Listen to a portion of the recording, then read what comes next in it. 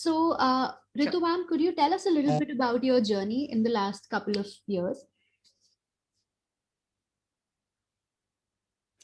Sure. Thank you, Smriti, for having me here.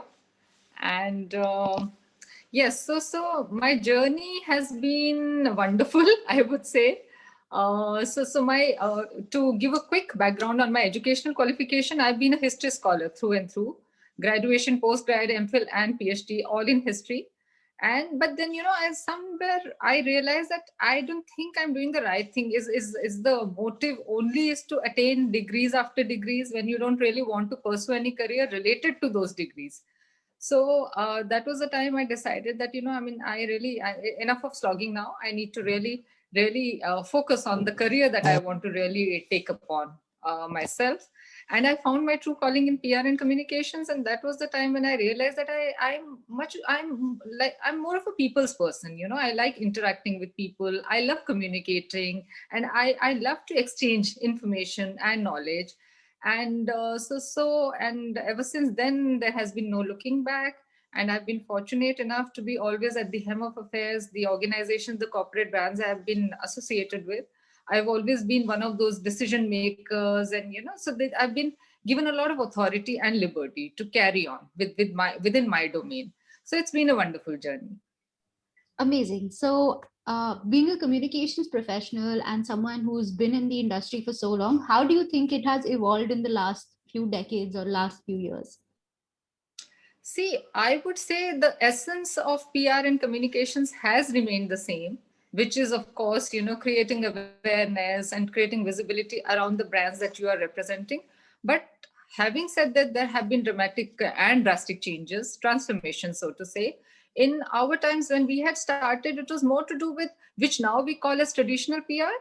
It was more of a personal connect, personal bonding, personal relationship with the media and these external stakeholders to create a visibility and a buzz around your brand.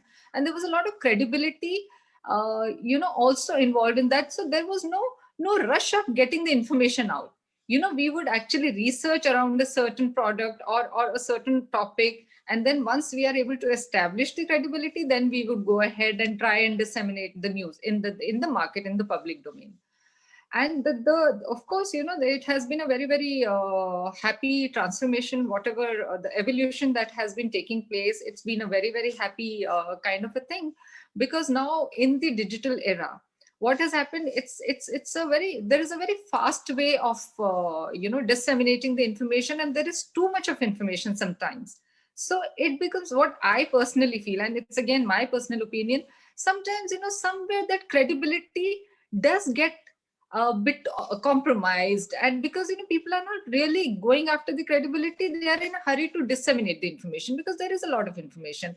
And it's like it's like a first come first serve kind of a thing.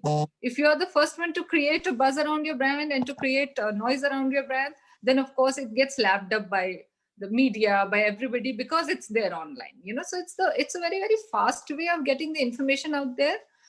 And which is a very happy sign. But again, I still feel that there has to be a hand holding between the traditional approach and the modern approach.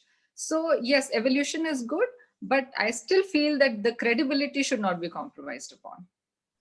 Absolutely. I think a lot of media professionals and people who have been in this industry can resonate with this. With the rise of social media, I think there has been a lack of credibility, and like people also are not that keen on checking how verifiable the piece of information is. So that's absolutely Yeah. correct. Coming to an individual standpoint, what do you think is the value of effective communication or communicating effectively in a professional's life? Oh, I feel effective communication is the only way to go about communication. Because I mean, you don't unnecessarily have to accentuate your language with dramatic words and terminologies and everything to make it appear like something larger than life. I don't believe in that concept. I think the communication needs to be very very crisp, very precise, very comprehensible for the receiver. And it should also carry a sense along with it, and it should be very very meaningfully done. So yes, it has to be very effective. And again, it has to be very short and very effective. So I think it's important, and that is where I think the credibility also lies, because people do not really have time for that kind of an elaborate language and all flowery and dramatic language. I don't think people really resonate well with that. People really look for a very crisp, to the point and meaningful communication. So I strongly feel effective communication is the key in communication. Amazing. So, what do you think is the value of effective communication in a corporate setup, especially with so many startups and entrepreneurs coming up? Do you think communication is one of the core pillars to have a good business? Absolutely. I don't think there could be any business without communication. Okay, you might be doing very well in your business. You may turn out to be, I don't know how many crores and billions of turnover kind of a company. But till the time your communication, that knowledge, that information is not getting disseminated to the relevant sectors, to the industry at large. I don't see any, I don't think any business could survive without the right and the effective communication. And communication does play a very, very important role, and more so in today's world, after post-COVID, I'm talking about, like today, as in today, post-COVID, I think communication will have a larger role to play, because, again, the businesses would be bouncing back. A lot of there have been a lot of startups which are coming up, and, so every business now has to really focus a lot on the communication domain to restart themselves and to resell themselves. So communication is very, very important and very effective in the growth of any business. Amazing. So, we've seen what expansive career you had in communications. Could you tell us a little bit about your new book, Little Joys of Communication? Sure, Smriti. So, Little Joys of Communication is a compilation of my articles, which I wrote over a period of a year. And I started writing these articles in 2018 for an online forum, which is called Reputation Today. I think that's the only platform for PR, so to say, PR and communication professionals in India. So they approached me to start writing a column for them. So I was doing that, and then towards the end of it, I was like, why can't I have these articles which are like my learnings? These are my experiences. These are my learnings, and these are my bit of teachings, so to say, for the community, for the fraternity at large. So I should get them published, I think, in the form of a book, and that's what I did. End of last year. And it's more like it's done in a very, very very casual, not really casual, but not so formal kind of a way. And I also talk about, some certain generic things, like about work life balance, how to remain joyful at work at large, not really necessarily only confined to communications and PR, but, for any professional, that goes well with any professional in any domain. So yeah, so it's my kind of a thing. This book is totally what I feel, how things are, how things should be. So that's my take. Yes. Amazing. So, could you tell us a few things that you talk about in the book, and who is the perfect reader for it? Well, Smriti, so I am talking about communications and PR at large in this book, the entire gamut of activities around communications, and the various, various sub verticals which communication entails, like PR and social media and events, and internal communication also is a very large part of communications. Every form of external communications, writing, content writing, and, being how to be a good spokesperson. So all these things and many more are in it. It's my book is all about all these things. Plus, I have also written specifically about the industry, my expertise domain, which is aviation and hospitality. So I have written, yeah, a few chapters are dedicated to that also, because, these industries are something which are like and being a PR person, it is like a 24/7 kind of a thing, because every day there is a challenge. Hospitality and aviation, there is a challenge every day. So how do you address that challenge, and how do you still remain joyful, at work? How you are still able to contribute happily and joyfully, towards that. So these are the few things which I have spoken about, and I have also spoken about the traditional PR versus the contemporary PR kind of a thing, and how there has to be a coexistence. Going further, also there has to be a coexistence. So you cannot really focus on one and completely reject the other. There has to be a handholding, and there has to be a coexistence. Amazing. So your book sounds like a gospel for people who want to get into communication. It's everything a Absolutely, communication professional needs. If I'm not absolutely, wrong. absolutely. Great. Yes. So coming to these young professionals who would be in need of a book like this, who would need it to level up in their career, what is one piece of advice you would give to such professionals who want to get into your industry?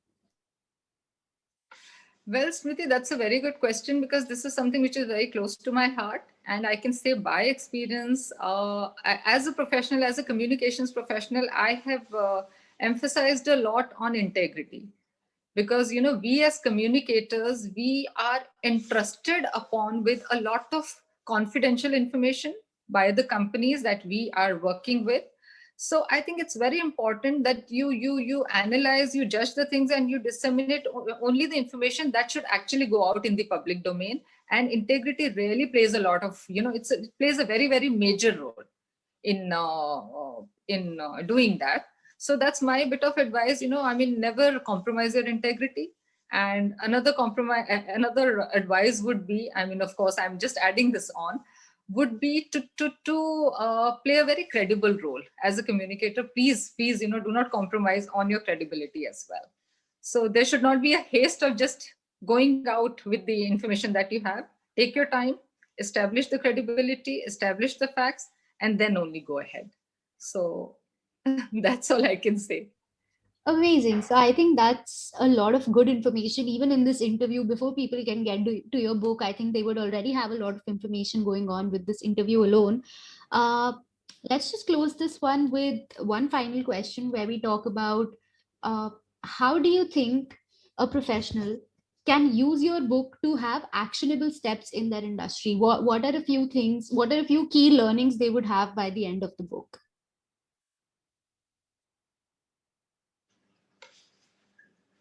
Can't hear.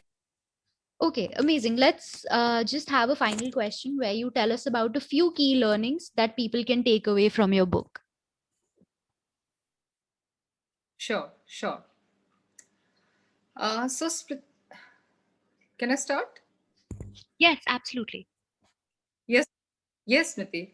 So the few key learnings I would say are that they, like I have been, I think at the cost of reiterating, I would again like to focus on the fact that they should learn how to create a good mix of traditional and digital PR. I would say traditional and contemporary approach. That is a very, very, they would be learning it from the book. And I think that is one characteristic they need to imbibe in themselves as communication professionals. And another thing would be, of course, integrity. I've been talking about all this while. Ethics and integrity is very, very important. Self-motivation is very, very important, I would say. And as a PR professional, I think it's very important. See, we are under constant stress. Every profession goes through its own ups and downs, and there is stress in all the professions. But being PR people, you're always on the go. You're always on the go. It's a 24/7 kind of a thing. But however, you have to have that passion inside you, that which keeps you very happy and joyful and relaxed while going through or facing a lot of challenges also, which is an everyday thing for us. There is a lot of crisis to be managed on an everyday basis. So it's important that you stay calm, and that calm comes only when you're passionate about your product. So that joyful way of working is very, very important. And yeah, I think these are the few key learnings I think they would be able to derive from my book.